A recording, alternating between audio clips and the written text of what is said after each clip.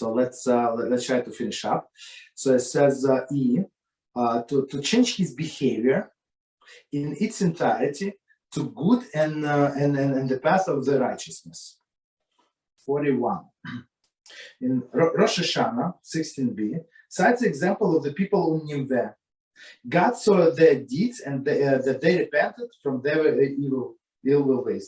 So they put the sackcloth on themselves, and they fasted. They make crazy people, right? So they made even the animal fast. So that's basically too much. So what did this cow do? Right? The cow sinned. It eat grass, right? So why would it have this animal fast? But people who do not have direction, so they sometimes go overboard, and that's also a problem, right? Okay. So, but the point is that Hashem saw their deeds, that they actually repented. Okay. So next one, last one, to travel in exile from his home. Commentary changed one place is mentioned in a passage from Rosh Hashanah. Okay. Exile atones for sins, because it, as we said, makes a person humble, and he does know what to do and where to go, and it's humble person very much. Commentary: the Torah obligates a person who inadvertently kills a fellow Jew to seek exile in a city of refuge. Right? That's from the Torah. So of course, if as we said, inadvertently only, right?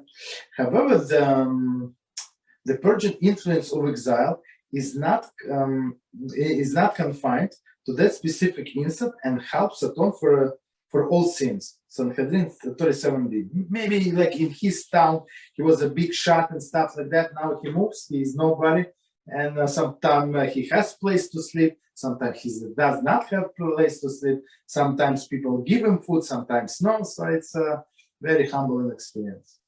Thus, when Adam sinned, he has exiled from the Garden of Eden. That's the first exile, right? When Jewish people as a whole sinned, they were exiled from Eretz Israel, maybe in parts, in stages, but the bottom line, we were exiled from that. Accordingly, through the Jewish history, many sages, for example, Rashi, Vilna Gaon, traveled to the self-imposed exile for a number of years in order to gain atonement. I'm not sure what Vilna Gaon did, but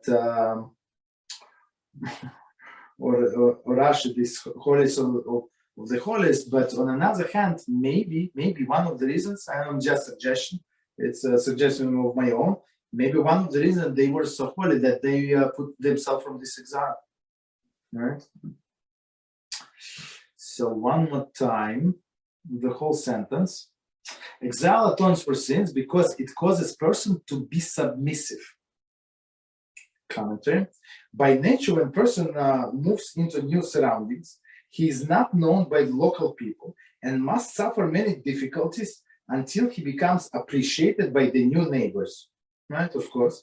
These circumstances force him to adopt submissive attitude. So basically, people can kick him out. So this guy is known, has 10 brothers. I mean, you mess with this guy, he's going to bring his 10 brothers. He's going to kill you, basically, right? But this guy, he just came here. We don't know who he is, and people might want to take advantage of him.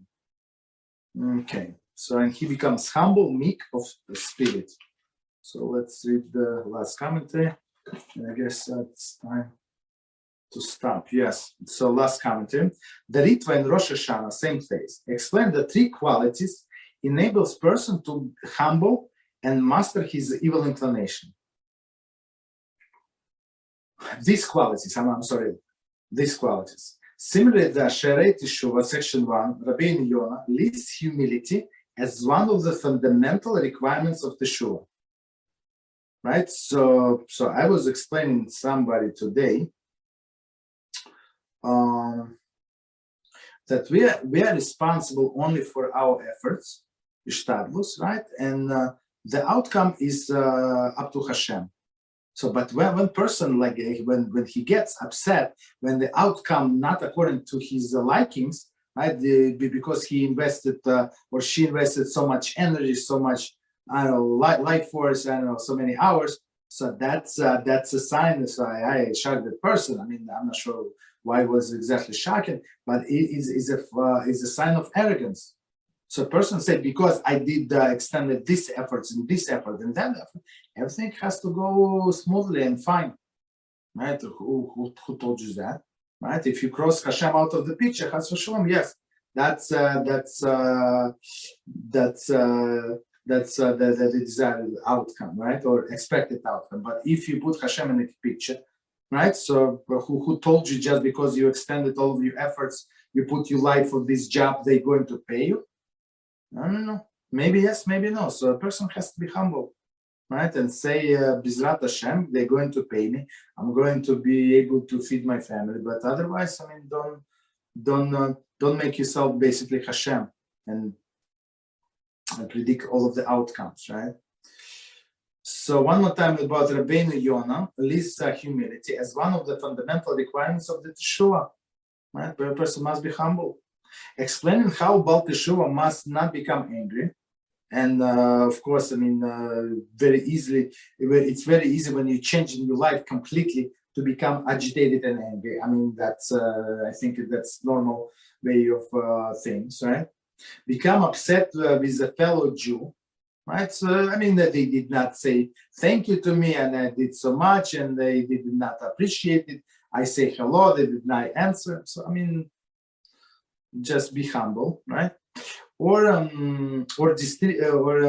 disturbed by anything. Okay, somebody like say, you know what, you're going to, I mean, you're friends with somebody, you were helping somebody, now they say, you know what, thank you very much, I don't need you any longer. So which is a common thing, right? These people.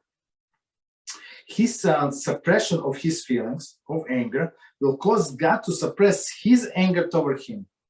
So all of the suppression of the feelings of anger, so it's not for free. So that's what I always tell people, it's not for free. HaShem sees what's going on with you and how you wanted to answer this guy or this lady or this, this non-Jew or Jew, whatever, it doesn't matter, right? And you're right 100% and you have all of the rights to answer and you did not, guess what? It's not for free, right? So HaShem is going to suppress his anger toward you, right? So I think it's a good game. Don't ever see when you suppress your feelings and did according to our sages said that you're going to lose anything. Absolutely not. So the Sifra explained that this course of behavior will lead to full atonement, as Vayikra 26:41 states, when their stubborn spirit is humble, I will forgive their sin. Right? So, but person must make himself very humble. So I am nobody, HaShem is everything. Okay, so we can stop here.